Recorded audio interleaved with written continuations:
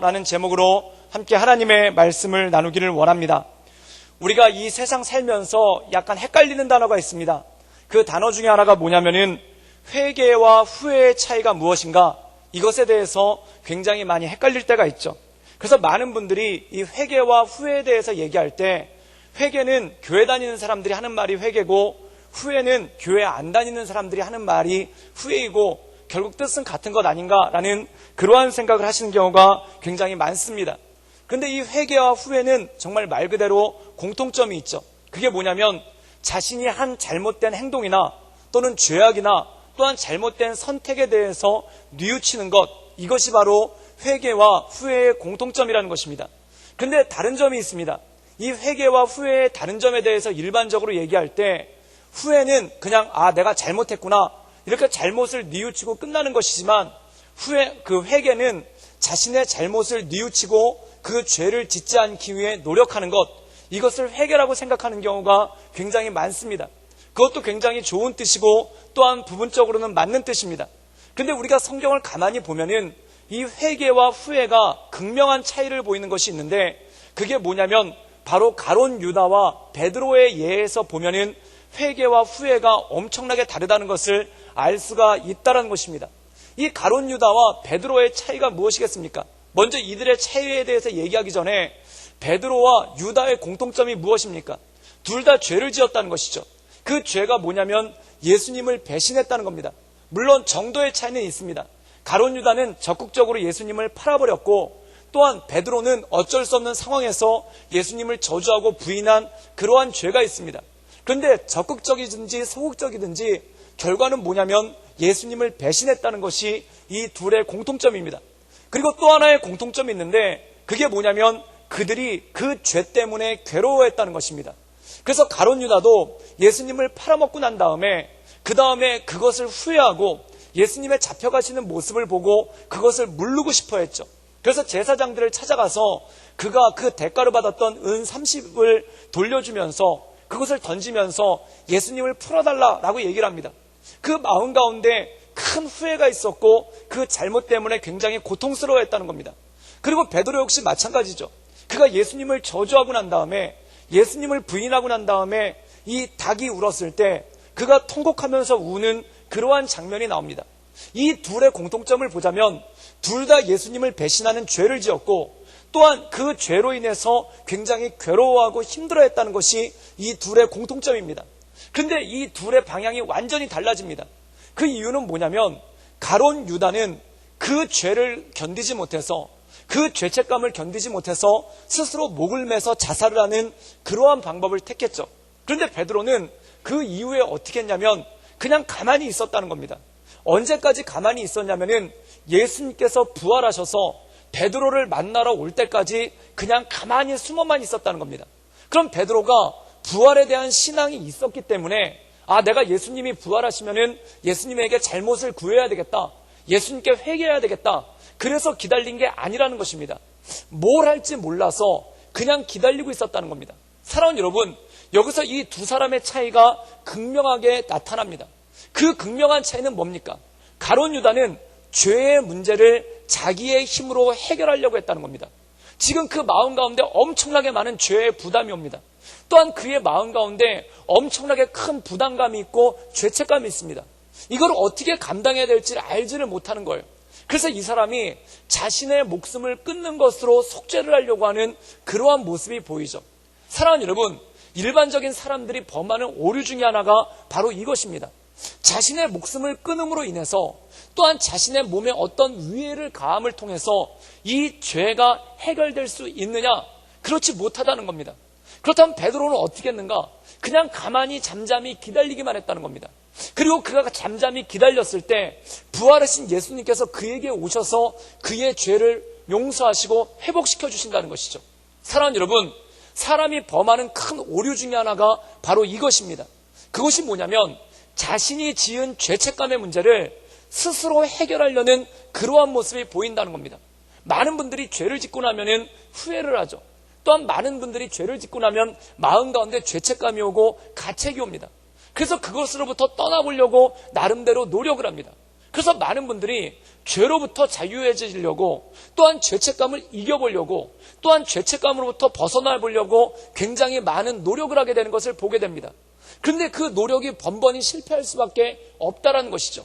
이 죄 중에 하나가 도박을 하는 거, 이거 굉장히 큰 죄 아닙니까? 이 도박을 하면은 자기 자신만 망가뜨리는 게 아니라 자기 주변에 있는 가족들까지도 모두가 망가뜨리는 큰 죄가 바로 도박이죠. 근데 이 도박의 특징이 뭐냐면 중독성이 있다는 겁니다. 그래서 그 중독성 때문에 빠져나오질 못하죠.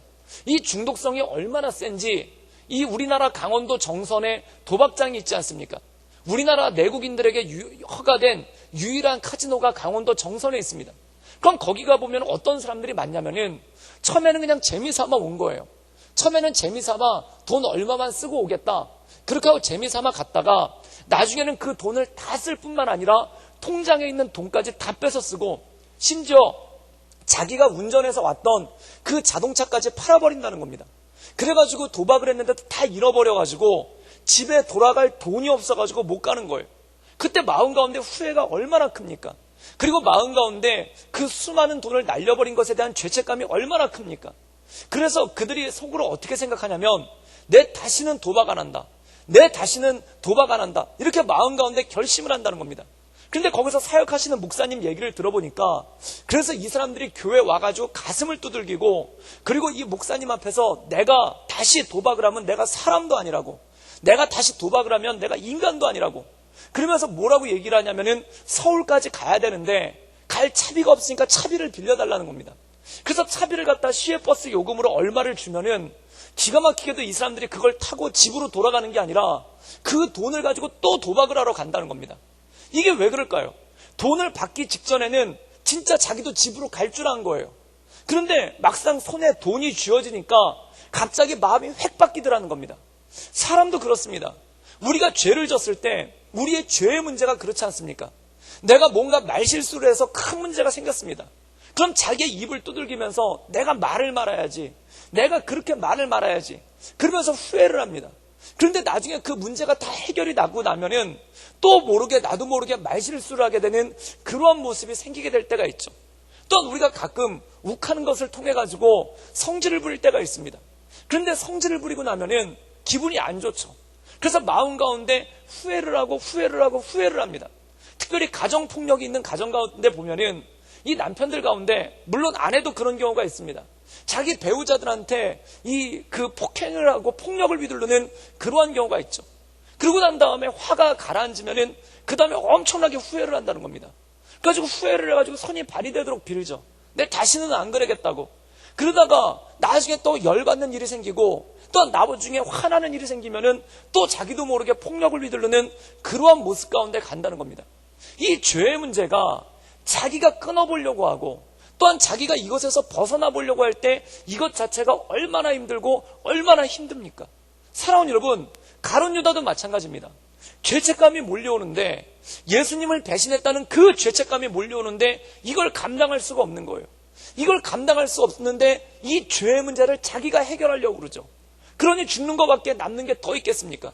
그래서 이 사람이 예수님이 잡히시던 날 밤에 죽습니다. 성격도 얼마나 급한지 그냥 그걸 못 참는 거예요. 차라리 며칠이라도 기다려봤으면, 차라리 얼마간이라도 기다려봤으면은 부활하신 예수님을 만날 수도 있었을 텐데 그날 밤 예수님을 팔아버린 그날 밤에 예수님께서 십자가에 달리시기도 전에 가룟 유다가 먼저 자살을 해버리는 그러한 어리석음을 범하게 되죠. 그런데 베드로는 어떻습니까? 이 사람도 울고불고 후회하고 마음 가운데 예수님을 배신한 엄청난 죄책감이 몰려옵니다. 근데 이 사람은 어떻게 했냐면 그것을 잠잠히 기다렸다는 겁니다. 사랑하는 여러분, 찬양에 보면 이런 찬양이 나옵니다. 울어도 못하네, 눈물만이 흘리되 죄를 없이 못하고 마음을 정케 하지 못하니 울어도 못하네 라는 그런 찬양이 있습니다. 정말 그렇습니다.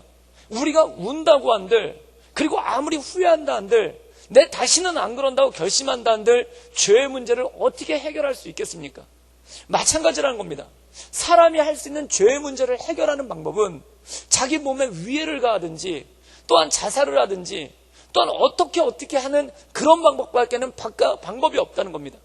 그런데 이 베드로라는 사람의 차이는 뭐냐면 후회와 회개의 차이는 바로 이겁니다.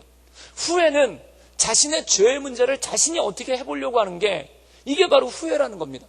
그런데 회개는 뭐냐면 내 죄의 문제를 내가 어떻게 하지 못함을 알고 하나님께 나아가서 엎드리는 것이, 이게 바로 회개라는 것입니다. 그래서 예레미야 애가에서는 이 회개에 대해서 이렇게 표현을 하고 있습니다. 우리 함께 예레미야 애가 3장 24절에서 26절까지의 말씀을 자막을 통해서 함께 읽도록 하겠습니다. 우리 다 같이 읽겠습니다. 시작. 내 심령에 이르기를 여호와는 나의 기업이시니 그러므로 내가 그를 바라리이다 하도다. 길 안에 있는 자들에게는 나, 구하는 영혼들에게 여호와는 선하시도다. 사람이 여호와의 구원을 바라고 잠잠히 기다림이 좋도다. 오늘 말씀 가운데 보면은 가장 많이 나오는 단어가 뭐냐면은 내가 그를 바라리이다. 즉 하나님을 바라본다는 것입니다. 또 25절에 보면 뭐라고 말씀하고 있냐면 기다리는 자들에게, 그리고 구하는 영혼에게 여호와는 선하시다. 그리고 26절에 보면은 뭐라고 하냐면 여호와의 구원을 바라고 잠잠히 기다림이 좋도다. 이것이 무엇입니까? 내 죄의 문제로 인해서 고통스러울 때, 그리고 내 삶에 여러 가지 겪고 있는 어려운 일들로 인해 고통스러울 때 어떻게 하는 것이 최선이냐면 여호와를 잠잠히 기다리며 우리를 구원하실 그 선하신 하나님을 잠잠히 기다리며 그분 앞에 나아가는 것, 이것이 가장 옳은 방법이고 이것이 우리를 살리는 방법이라는 것입니다. 그래서 요한복음에 보면은 이 바디메오라는 사람이 주님 앞에 나가서 뭐라고 하냐면 하나님의 아들 주 예수 그리스도시여 나를 불쌍히 여기소서라고 말합니다. 이것이 무엇입니까? 하나님께 나아가는 것, 그분의 구원하심을 기다리며 그 발 앞에 나아가는 것이 바로 이것이라는 것입니다. 사랑하는 여러분, 가룟 유다처럼 조급하여서, 그리고 가룟 유다처럼 마음의 고통을 견디지 못해서 함부로 실수를 하거나 또한 함부로 우를 범하는 어리석은 가운데 빠지지 않기를 주님의 이름으로 축원합니다. 사람이 넘어지는 이유는 뭐냐면 마음이 조급해서 그럽니다. 사람이 넘어지는 이유는 뭐냐면 마음 가운데 참지 못해서 그러는 겁니다. 그래서 이 말씀 가운데 보면은 여호와를 잠잠히 기다리는 것이, 구원받기 원하는 사람은 여호와를 바라고 잠잠히 기다림이 좋더라는 것입니다. 사랑하는 여러분, 여러분 삶 가운데 무거운 짐이 있을 때, 죄라는 무거운 짐이 있을 때, 이 세상을 살아가며 시험이라는 무거운 짐이 있을 때, 또한 이 세상을 살아가며 우리를 힘들게 하고 고단하게 하는 무거운 짐이 있을 때, 그것 때문에 마음이 조급해지거나 또한 그것 때문에 마음이 급해지거나 또한 그것 때문에 마음이 불타오르는 것 같이 답답하더라도 잠잠한 마음으로 여호와 하나님을 바라보고 주님을 간절히 기다리며 여호와 하나님만 바라며 하나님의 은혜 가운데 나가는 우리 모든 성도들 되시기를 주님의 이름으로 축원합니다. 그때 잠잠히 기다릴 때, 그때 부활하신 주님께서 찾아오시는 겁니다. 그리고 이 하나님을 잠잠히 기다릴 때 갈릴리 바닷가에 주님이 찾아오셔서 이 베드로의 손을 잡으시고 요한의 아들 시몬아, 네가 나를 사랑하느냐? 그렇다면 네가 나를, 내 양을 먹이라 라고 말씀하지 않습니까? 이것이 바로 죄의 무게가 가룟 유다와 베드로의 삶을 갈라버린 것이 아니라 이 죄의 문제를 놓고 어떻게 감당을 했느냐, 또한 이 죄의 문제를 가지고 어떻게 해결했느냐가 결국 가룟 유다와 베드로의 삶의 방향을 완전히 갈라버렸다는 것입니다. 가룟 유다는 죄의 문제, 인생의 무거운 짐의 문제를 스스로 해결하려고 했습니다. 그러니까 그는 패망한 겁니다. 그러나 베드로와 같이 그 마음 가운데 답답함이 있고 그 마음 가운데 무거운 짐이 있더라도 잠잠히 여호와의 구원을 기다리며 하나님만을 바라보며 나가는 우리 모든 성도님들 되시기를 주님의 이름으로 축원합니다. 그것이 바로 우리가 이 세상을 살아가면서 죄를 이겨나갈 수 있는 능력이고, 그리고 그것이 우리가 이 세상을 살아가면서 온전함으로 하나님 앞에 나갈 수 있는 힘과 능력이 된다는 것이죠. 오늘 말씀 가운데 보면은 이 에스라라는 사람이 등장을 합니다. 우리가 지난주 이 에스라에 관한 말씀을 읽었을 때 에스라가 어떻게 했습니까? 자기의 수염을 잡아뜯고 머리를 잡아뜯고 그리고 옷을 찢을 만큼 고통스럽고 힘들고 어려운 일이 있었다는 겁니다. 그럼 이 힘들고 고통스럽고 어려운 일 가운데 에스라는 하나님 앞에 어떻게 반응을 했는가, 또한 에스라는 하나님 앞에 어떻게 나갔는가를 우리가 오늘 말씀을 통해 함께 나누기를 원합니다. 우리 함께 에스라 10장 1절의 말씀을 함께 읽도록 하겠습니다. 우리 다 같이 읽겠습니다. 시작. 에스라가 하나님의 성전 앞에 울며 기도하며 죄를 자복할 때 많은 백성이 크게 통곡하며 이스라엘 중에서 백성의 남녀와 어린아이의 큰 무리가 그 앞에 모인지라. 오늘 말씀 가운데 보면은 에스라가 어떻게 했는가? 하나님의 성전 앞에 엎드려 울며 기도하며 죄를 자복했다라고 말씀하고 있습니다. 그렇다면 에스라가 여호와의 전에 엎드려 하나님의 성전에 엎드려 울며 기도하며 죄를 자복한 이유가 무엇이겠습니까?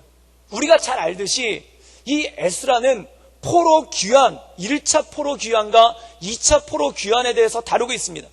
1차 포로 귀환은 고레스왕 원년에 이루어지고 그때 약 5만 명 정도의 사람들이 와서 그 다음에 예루살렘 성전을 재건을 하죠. 그리고 예루살렘 성전이 재건된 이후에 약 50년 후에 에스라라는 사람이 이 제사장과 레위인 무리 약 5천 명을 이끌고 온다는 겁니다. 그런데 이들이 왔었을 때는 목적이 있었습니다. 이 1차 귀환자들이 여호와의 성전을 재건하는 거라면 이 에스라와 함께 온 제사장과 레위인의 무리들은 하나님께 드리는 제사를 회복하는 것, 또한 하나님의 말씀을 회복하는 것입니다. 그래서 그들이 에스라가 뜻을 정했는데 그 뜻을 정한 게 뭐냐면 여호와의 율법을 연구하여 준행하고 율례와 규례를 이스라엘에게 가르치기로 결심하였다. 즉 하나님의 말씀 가운데 온전하게 살고 또한 이스라엘 백성들이 하나님의 말씀 가운데 온전하게 살 수 있도록 가르치는 것에 결심을 하고 뜻을 정했다는 겁니다. 그리고 그의 동역자들 약 5천여 명의 제사장들과 레위인들이 함께 모여서 왔다는 겁니다. 그래서 약 5달에 걸쳐서 이 긴 여정을 끝내고 돌아오죠. 그리고 3일을 쉰 다음에 첫날 한 게 뭐냐면은 하나님께 기쁨으로 제사를 지냅니다. 그리고 기쁨으로 제사를 지내고 이 예루살렘에 있는 사람들의 삶의 모습을 살펴보다가 깜짝 놀란 겁니다. 그게 뭐냐면 성전을 짓고 50년이 지났는데 이 예루살렘에 살고 있던 유대인들이 예루살렘에 살고 있었던 이스라엘 사람들이 이방인들과 결혼을 한 겁니다. 그럼 여기서 이방인들과 결혼한 게 단지 국제결혼의 문제를 다루는 게 절대 아닙니다. 그게 뭐냐면 신앙적인 혼합이 일어나기 시작했다는 겁니다. 즉 온전한 마음으로 순전한 마음으로 하나님을 섬기는 것이 아니라 이방신과 더불어 우상과 더불어 하나님을 섬기는 신앙적인 혼합이 나타났다는 겁니다. 이 율법에 보면은 하나님께서 가장 싫어하신 것이 뭐냐면 나 외에 다른 신을 섬기지 말라는 겁니다. 많은 사람들이 오해하는 것 중에 하나가 내가 하나님도 섬기는데 플러스 원으로 다른 거 하나 섬기는 거, 어차피 하나님 섬기고 내가 하나님을 배반한 것도 아니고 하나님을 떠난 것도 아니고 하나님 믿으면서 교회 나오면서 내가 점집에 어쩌다 한번 간 게 뭐 그리 죄겠느냐라고 생각을 하시는 분들이 있습니다. 이게 그런데 십계명에서는 뭐냐면 나 외에 다른 신을 섬기지 말라는 겁니다. 즉 하나님만을 섬겨야지 하나님도 섬기고 다른 신도 섬기는 것을 하나님께서 용납하지 않으신다는 겁니다. 그래서 율법에 보면은 어떤 율법이 있냐면 혼합되는 거, 그리고 뭔가 섞이는 것에 대해서 삶의 방향조차도 그렇게 하지 말 것을 강조하십니다. 그래서 율법 가운데 보면 어떤 율법이 있냐면 천을 짤 때 서로 종류가 다른 신을 혼합해서 짜지 말라는 겁니다. 왜 우리가 양복에 보면은 폴리에스테르 70%, 뭐 아크릴 30% 이렇게 해서 섞지 않습니까? 그래서 이거 율법에 어긋나는 옷이다. 그런 의미가 아닙니다. 이게 하나의 비유라는 겁니다. 즉 뭘 하든지 혼합하지 말라는 겁니다. 그리고 또 어떤 율법이 있냐면 밭에다가 파종을 할 때 씨를 뿌릴 때 두 종류의 씨앗을 함께 뿌리지 말라는 겁니다. 이게 뭐냐면은 하나의 유비, 비유라는 것입니다. 이 뜻이 뭐냐면 진짜 농사를 지을 때 그렇게 하지 말고 천을 짤 때 그렇게 하지 말라는 뜻이 아니라 혼합하지 말라는 겁니다. 뭔가를 섞지 말라는 겁니다. 이 섞지 말라는 의미는 뭐냐면은 하나님을 섬길 때 오직 하나님께서 모세에게 준 율법을 통해서 하나님께 제사 지내는 것 외에 이방신의 풍습 또한 이방신의 습관에 따라서 섬기지 말라라는 것이 이 안에 들어와 있다는 것입니다. 그런데 이 에스라가 보니까 단지 국제결혼의 문제가 아니라 이방 여인들 간의 결혼의 문제가 아니라 신앙적으로도 섞여 있기 시작하는 거예요. 그래서 신앙적으로도 혼합이 일어나고 또한 정결한 마음으로 오직 하나님만을 섬기는 게 아니라 이방신들도 한눈 판듯이 조금씩 섬기는 그러한 모습이 있더라는 겁니다. 그래서 이것을 보고 에스라가 마음 가운데 크게 당황해서 그의 옷을 찢고 그리고 수염을 뜯고 머리를 뜯으면서 그가 고통스러워하고 오늘 말씀 가운데 보면은 이 하나님께 나아가 그가 회개하고 자복하는 그러한 모습 가운데 나가는 것을 볼 수가 있다라는 것입니다. 사랑하는 여러분, 에스라가 이 혼합적인 신앙에 빠져있는 사람들을 꾸짖거나 또한 그들에게 뭔가를 권면한 게 아니라 제일 먼저 한 것이 뭐냐면 하나님께 엎드려 간구하고 이 죄의 문제를 하나님께 아리며 나가는 그러한 모습이 있었다는 겁니다. 사랑하는 여러분, 신약에도 이 혼합을 하는 것에 대해서 하나님께서 굉장히 많이 반대를 하십니다. 그 중에 하나가 뭐냐면 우상과 하나님을 더불어 섬기지 못할 것이다 라고 말씀하시죠. 또 신약 마태복음 6장에 보면은 어떻게 말씀하고 있냐면은 재물과 하나님을 겸하여 섬기지 못할 것이다 라고 말씀하고 있습니다. 재물을 섬기고 하나님을 섬기는 건 이게 두 마음을 품는다는 거예요. 하나님이면 하나님, 재물이면 재물이지 이 두 개를 겸해서 섬기지 말라는 겁니다. 그럼 이것은 무슨 뜻입니까? 재물을 섬기지 말라는 말은 재물을 치워버리라는 뜻이 아닙니다. 다 팔아버리고 가난하게 살라는 뜻이 아닙니다. 재물을 하나님보다 우선순위에 두지 말라는 겁니다. 즉 하나님께 예배하는 것, 하나님께 경배하는 것 외에 어떤 것도 우선순위에 두지 말라는 것이죠. 또한 예수님께서는 요한복음 14장에 이렇게 말씀하고 있습니다. 나는 길이요 진리요 생명이니 나로 말미암지 않고는 아버지께로 올 자가 없다라는 것입니다. 사랑하는 여러분, 길 되시고 진리 되시고 생명 되신 그 하나님을 바라보며 하나님의 은혜 가운데 나갈 수 있기를 주님의 이름으로 축원합니다. 예수님 외에는 어떤 길도 없는 겁니다. 예수님 외에는 다른 길 아무것도 없는 겁니다. 오직 예수님을 바라보며 하나님의 말씀 가운데 온전함으로 살아갈 수 있기를 주님의 이름으로 축원합니다. 이단 종파들의 죄가 뭡니까? 예수님 외에 자꾸 뭐가 있다는 거예요. 통일교도 이 신천지도 그리고 구원파도 자꾸 강조하는 게 뭐냐면은 예수님 외에 뭔가 다른 게 있다는 겁니다. 예수님 외에 다른 것이 있다는 겁니다. 자꾸 섞으려고 하는 거예요. 그런데 예수님은 분명하게 말씀하시죠. 나는 길이요 진리요 생명이니 나로 말미암지 않고는 아버지께로 올 자가 없다는 겁니다. 사랑하는 여러분, 이 예수님만 바라봄으로 예수님만을 믿음으로 예수님께 엎드림으로 말미암아 하나님께 나아가는 온전한 믿음 가운데 살아가는 우리 모든 성도들 되시기를 주님의 이름으로 축원합니다. 그런데 우리가 일반적으로 봤었을 때 교회 안에서 신앙생활을 하시면서 혼합적인 신앙, 예수님 섬기면서 점집에 가고 또한 예수님 섬기면서 이단 섬기고 또한 예수님 섬기면서 다른 짓을 하시는 분이 이 안에 얼마나 있겠습니까? 마치 남 얘기처럼 느껴질 때가 있는 거예요. 근데 제가 이 말씀을 보다가 한 가지 깜짝 놀란 것이 있었어요. 그게 뭐냐면 마태복음 6장 31절에 이렇게 말씀하고 있습니다. 우리 마태복음 6장 31절과 마태복음 6장 32절의 말씀을 자막을 통해서 함께 읽도록 하겠습니다. 우리 다 같이 읽겠습니다. 시작. 그러므로 염려하여 이르기를 무엇을 먹을까 무엇을 마실까 무엇을 입을까 하지 말라. 이는 다 이방인이 구하는 것이라. 전반부에 보면 이렇게 나오는 거예요. 너희는 염려하지 말라. 염려하여 이르기를 무엇을 먹을까 무엇을 마실까 무엇을 입을까 하지 말라는 겁니다. 이게 뭐냐면 이방인이 하는 거라는 거예요. 그럼 예수님이 하시는 말씀은 무엇입니까? 너희 삶 가운데 염려를 가지고 살아가는 것, 너희 삶 가운데 근심을 가지고 살아가는 것, 너희들 삶 가운데 두려움을 가지고 살아가는 것이 무엇과 똑같냐면 마치 이방인의 삶과 똑같다는 겁니다. 사랑하는 여러분, 하나님을 믿는 자들에게 특별히 빌립보서 4장에서는 이렇게 말씀하고 있습니다. 아무것도 염려하지 말고 모든 일에 기도와 간구로 너희 구할 것을 감사함으로 하나님께 아뢰라는 것입니다. 즉 염려 대신에 근심 대신에 두려움 대신에 주신 것이 있는데 그게 뭐냐면 하나님께 우리의 모든 것들을 내어놓으며 기도하라는 것입니다. 그렇다면 사랑하는 여러분, 반대로 얘기하면 염려에 사로잡힌다는 것. 물론 사람에게 염려가 없을 수 없죠. 모든 사람들에게 염려가 있지 않습니까? 그런데 여기서 말씀하는 건 뭐냐면 염려에 사로잡힌다는 겁니다. 염려가 스치고 지나가는 게 아니라 염려가 이 사람을 붙잡아 버린다는 거예요. 그리고 염려가 이 사람을 붙잡아 버려서 골똘하게 생각하게 한다는 거예요.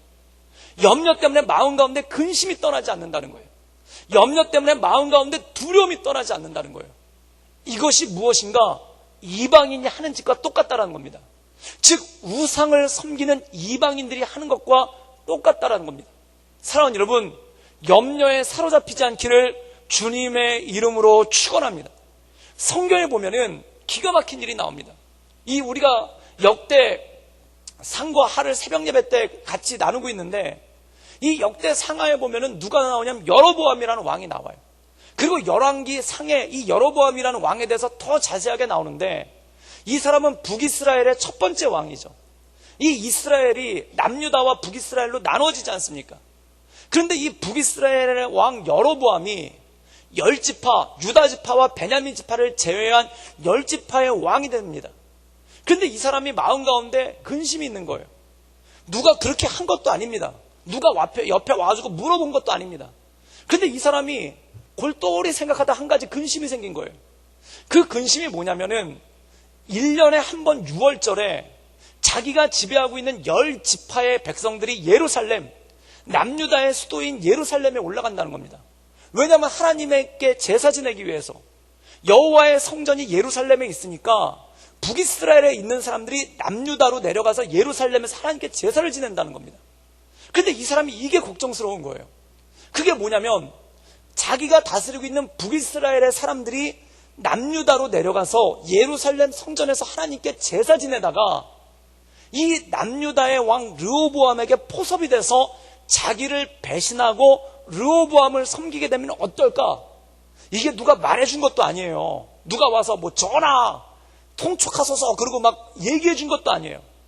성경에 보면은 자기 혼자 골똘히 생각을 하다가 그 생각이 미치는 거예요. 그리고 그것이 마음을 사로잡습니다. 그러니까 어떻게 되냐면 그 생각을 계속하는 거예요. 염려하는 거예요. 근심하는 거예요. 이 백성들이 나를 버리고 예루살렘의 성전에 갔다가 르호보암에게 남유다에게 붙어버리면 어떡하나. 그래서 이것 때문에 걱정을 하다가 그가 내놓은 해결책이 무엇인가? 예루살렘에 내려가지 못하도록 단과 베델에다가 금송아지 우상을 세운 겁니다. 그때 제가 그 말씀을 보고 깜짝 놀랐어요.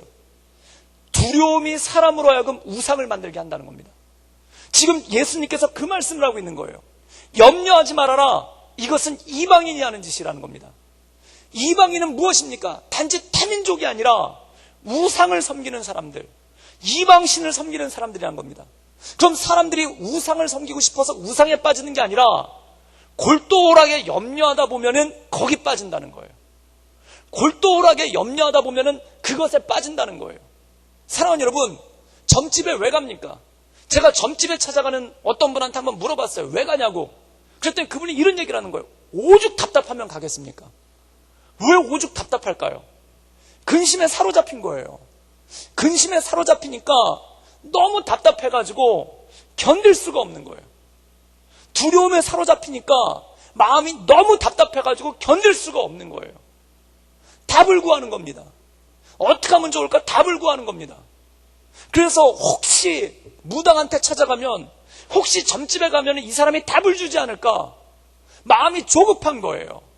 그래서 귀가 밝아지는 거예요. 누가 어디 용암무당이 있다, 누가 무릎 한방 꿇으면 척척 맞춘다, 이 얘기를 들으면 귀가 번쩍 뜨이는 거예요. 사랑하는 여러분, 왜 사람이 우상에 빠질까요?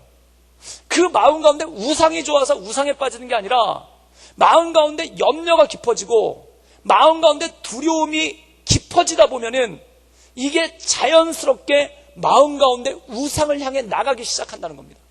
놀라운 일이 있습니다. 기도하면 하나님께로 향하고 염려하면 우상에게로 향한다는 겁니다. 그래서 빌립보서 4장에 너희는 아무것도 염려하지 말고 기도와 간구로 너희 구할 것을 감사함으로 하나님께 나아가라는 것입니다.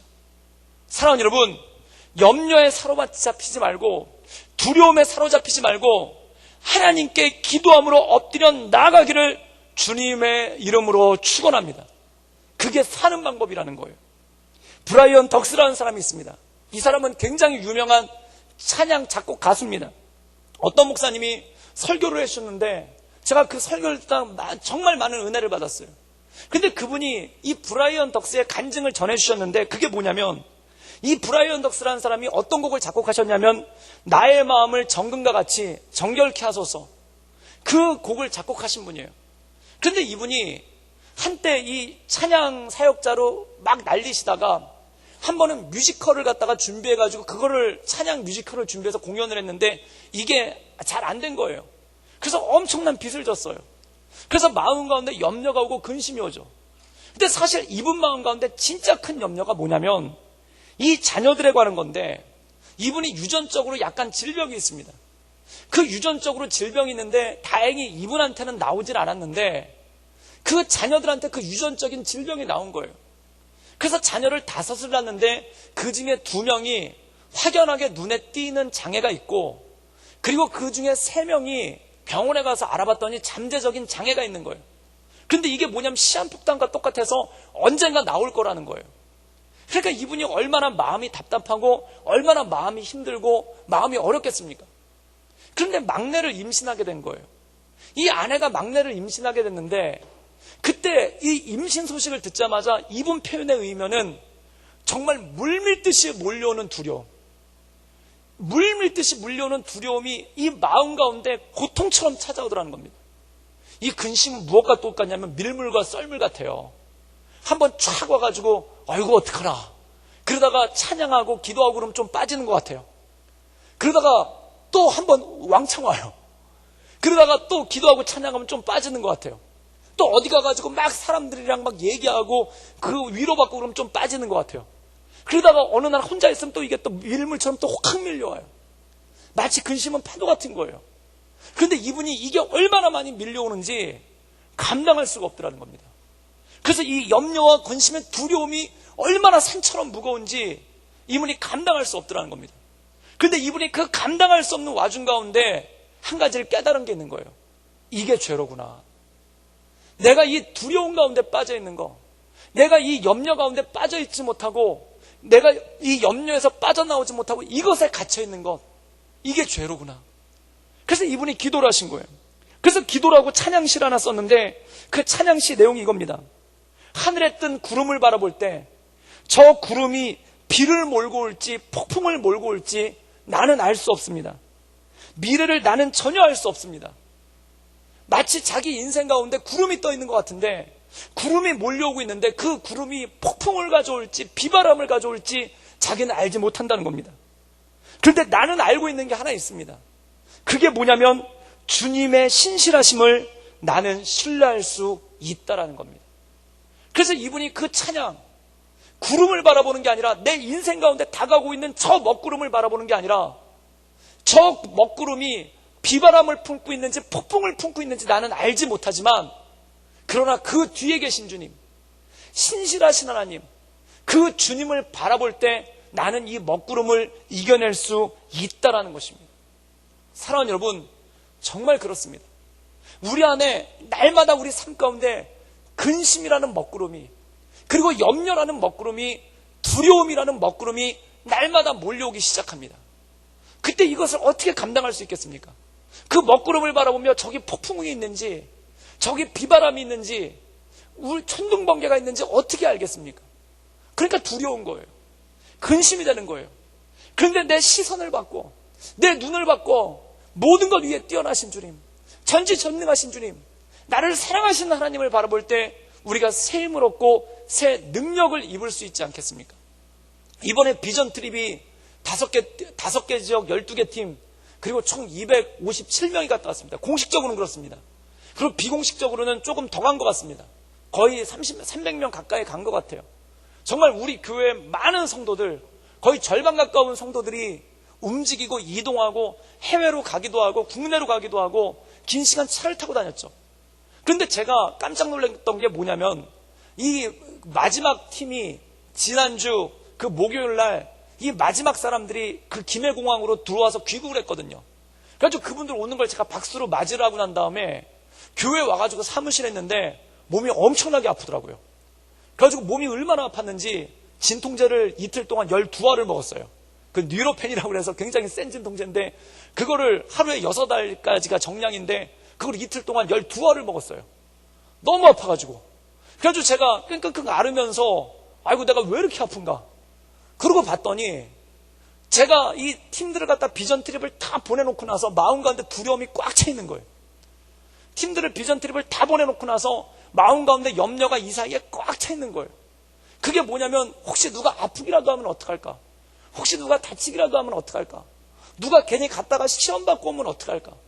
그러니까 이게 마음 가운데 불안함이 있고 걱정이 있고 염려가 있으니까 그걸 가지고 한 달 동안 이게 푹 눌려 있다가 마지막 팀이 딱 들어오는 순간 이게 펑 퍼지니까 몸이 갑자기 이렇게 허물어지듯이 하면서 되게 아픈 거예요. 그래서 제가 끙끙끙 앓면서 생각을 해봤습니다.